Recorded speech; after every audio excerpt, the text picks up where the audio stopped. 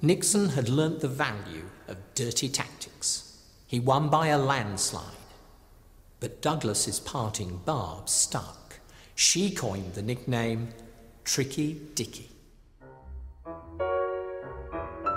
Seething resentment drove Nixon's political ruthlessness. His impoverished youth had left him with a deep grudge against America's privileged elite.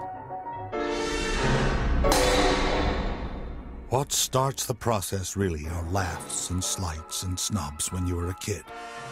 But if you are reasonably intelligent, and if your anger is deep enough and strong enough, you learn that you can change those attitudes by excellence, personal gut performance, while those who have everything are sitting on their fat butts. Nixon's loathing was reserved particularly for the East Coast establishment. The diffusion within the United States of subversive and un-American propaganda. In fact, he made his political name in the hearings that fingered top State Department diplomat Alger Hiss as a probable Soviet agent. Nixon's hatred of elite figures came from the gut. Hiss told Nixon grandly, "I graduated from Harvard. I heard your school was Whittier." Snubs like that made Nixon determined to nail Hiss. Nixon was the outsider, determined to maneuver his way to the top. He deliberately portrayed himself as the champion of Middle America, and his mix of commie bashing and populist politics catapulted him into the vice presidency, where he made a name for himself in foreign policy. All over the Soviet Union. That's a fair bargain. After 8 years playing understudy to Eisenhower, he ran for the presidency himself in 1960. His opponent was a daddy's boy from Harvard, John F. Kennedy, whose rich, womanizing father was determined to install his son in the White House. Nixon's relentless hard work on the campaign trail counted for little in the beauty contest of the first real television election, where each forced smile and awkward pose was played out on screen. Let's look at the record. Is the United States standing still? Although Nixon scored on the issues, the contrast between Kennedy's urbane good looks and his tense, sweaty face was a killer in their first debate. Nixon lost the election. The Eastern establishment had brought his irresistible rise to a shuddering halt. He then stood for the governorship of California, was defeated again, and conceded with a bitter speech aimed at the liberal media that he believed had shafted him. But as I leave you, I want you to know, just think how much you're going to be missing. You don't have Nixon to kick around anymore. Because, gentlemen, this is my last press conference. Nothing could have been further from the truth. Nixon was simply regrouping for a new assault on the inner circle of power. The underdog was still determined to come out on top. The comeback was a typical mix of underhand maneuvers, ruthlessness, and hard work. At home, he won vital political allies campaigning for Republican candidates for Congress.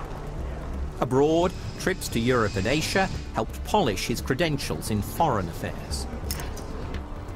And as America became polarized between right and left in the angry 60s, Nixon positioned himself as spokesman for what he called the silent majority of law-abiding Americans.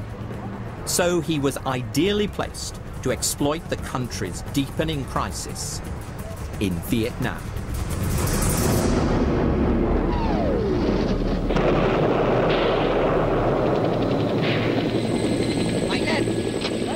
Launched by President Kennedy and fired up into a costly full-scale conflict by Lyndon Johnson, the Vietnam War had gone disastrously wrong.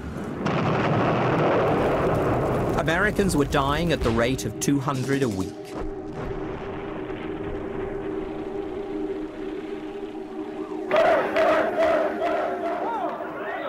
Meanwhile, at home, Johnson's ruling Democratic Party was imploding. Its Chicago convention degenerated into a week of citywide rioting. With his political opponents on their knees, Nixon seized his opportunity. When the strongest nation in the world can be tied down for 4 years in war in Vietnam without the end in sight, when a nation with the greatest tradition of rule of law is torn apart by unprecedented lawlessness, it's time for new leadership in the United States of America.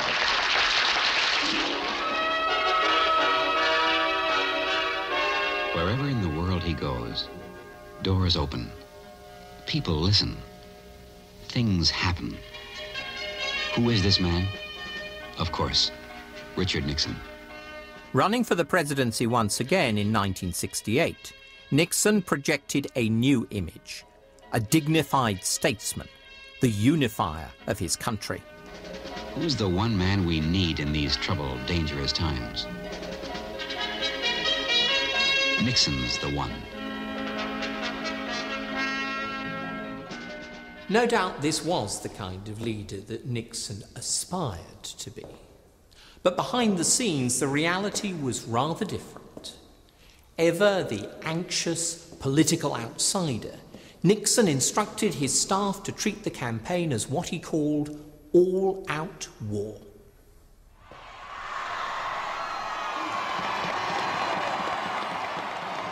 In this war, no blow was too low.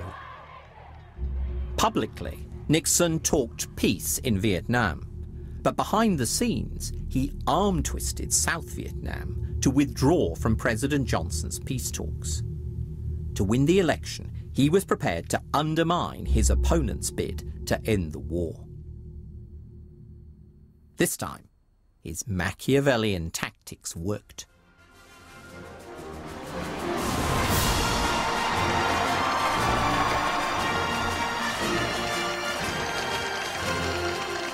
Nixon won. The outsider became the ultimate insider. Now Nixon had the chance to craft world peace on his own terms, leaving indelible footprints on the sands of time. The greatest honor history can bestow is the title of peacemaker. This honor now beckons America, the chance to help lead the world at last out of the valley of turmoil.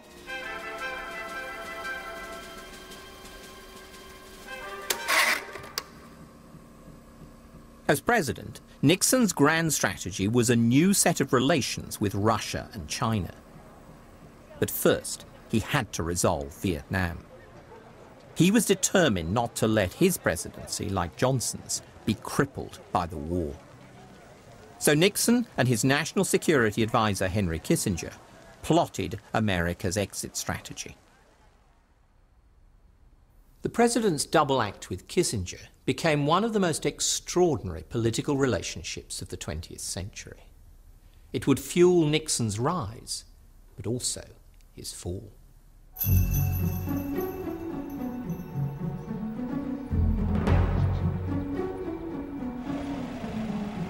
On the surface, Nixon and Kissinger seemed an unlikely pair.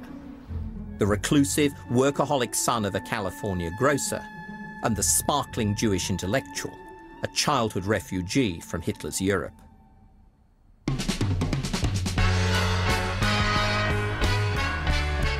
Kissinger was an effervescent and gossipy socialite, the prize exhibit at Washington dinner parties.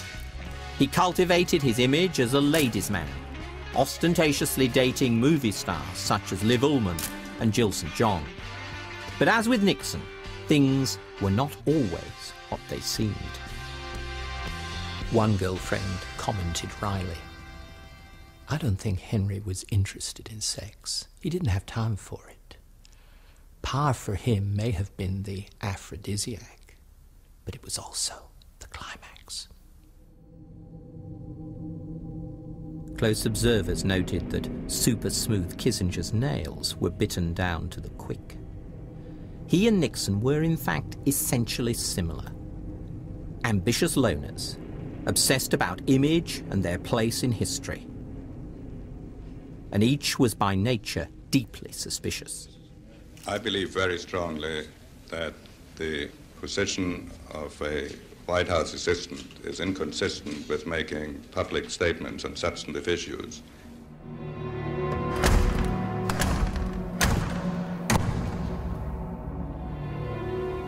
Natural conspirators, Nixon and Kissinger were sure that secrecy was the key to negotiating an end to the Vietnam War, to avoid the leaks and press comment that could smother their diplomacy before it had time to flourish.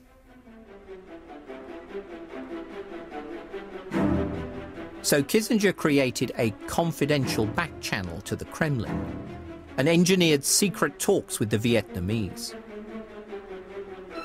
While Kissinger talked, Nixon acted with the same ruthlessness that had won him the presidency. Now he could do so with the full might of America's power. He aimed to bludgeon the communists to the negotiating table by round-the-clock bombing of Viet Cong sanctuaries in Cambodia. He wanted to shake Hanoi, let them know he didn't play by normal rules. He told his chief of staff, I call it the madman theory, Bob. I want the North Vietnamese to believe I've reached the point where I might do anything to stop the war. We'll just slip the word to them that, for God's sake, you know Nixon is obsessed about communism. We can't restrain him when he's angry, and he has his hand on the nuclear button. And Ho Chi Minh will be in Paris in 2 days, begging for peace.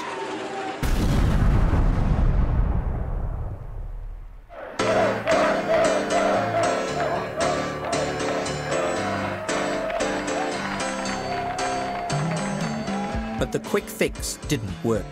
Madman tactics failed to end the war as Nixon had hoped. In fact, his saturation bombing provoked a backlash at home, fueling mounting public protest and press criticism. But Nixon, convinced that he was right, became ever more entrenched. He liked to claim that he wasn't bothered about his media image, unlike his narcissistic predecessor Lyndon Johnson, who had TVs in almost every room of the White House. But in fact, Nixon insisted on a daily news summary, often running to 50 pages, on which he'd scribble comments frenziedly. Over the years, he'd accumulated a list of friendly editors, reporters, and commentators. He'd also built up an enemies list. Even minor criticism was enough to ensure inclusion. He would scrawl angrily to his aides. Note, Newsweek is loaded against us. Cut it out like we cut the Times. Nixon saw enemies on every side, encircling him. But I think he almost needed to be hated. That way he knew he was right. There was a kind of self-righteous masochism here, as well as paranoia. As the Vietnam War dragged on, Nixon's paranoia about his enemies at home intensified. Not just the student left, but the liberal democratic establishment and mainstream press. Raging about newspaper exposés of government policy, he even created a breaking and entering team to catch the perpetrators and plug the leaks. They were known as the plumbers. Nixon's den, which he'd conceived of as a command post, was beginning to feel like a bunker.